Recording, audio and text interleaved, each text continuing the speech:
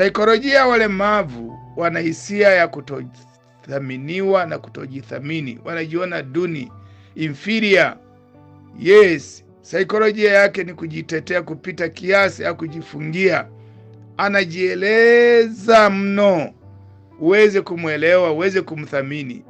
Lakini wengine wanafungiwa ndani, asionekane.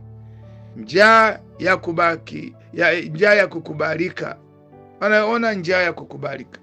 Huduma kwa kanisa jumuishi, inclusive church, liwakaribisha walemavu wa masikio, walemavu wa kuona, walemavu wa akili, walemavu wa ngozi, walemavu kuwapa majukumu kulingana na karama zao. Wengine hawana kiungo hiki lakini anaweza. Kipofu anaweza kaimba, anaweza kafanya kitu kingine. Kiziwi anaweza kafanya hivi, bubu anaweza kafanya hivi.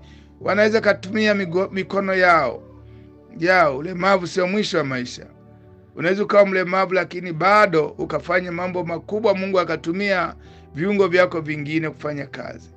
Kuwaona kama rasilimali na si mzigo katika nyumba, katika kanisa, katika shule, katika taasisi, katika jamii. Kuondoa lugha na mitazamo ya kibaguzi. Unasema usiseme zeru, sema ana ulemavu wa ngozi.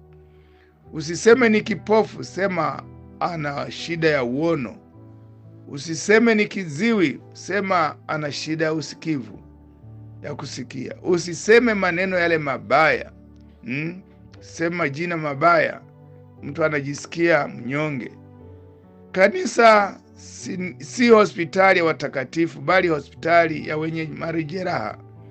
Si mahali pa hukumu, bali pa urejesho. Si nadharia ya kiimani, bali utendaji wa upendo.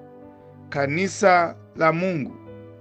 Katika Mathayo 25 na Matendo 3, Yesu anatuambia tuweze kuwahurumia. Petro na Yohana walimkuta mtu kiwete pale kanisani.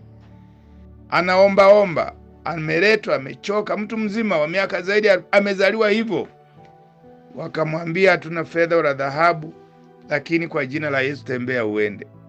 Walimpa kidogo, kisha wakamwacha, wakamwombea akaenda. Waombee watu hawa.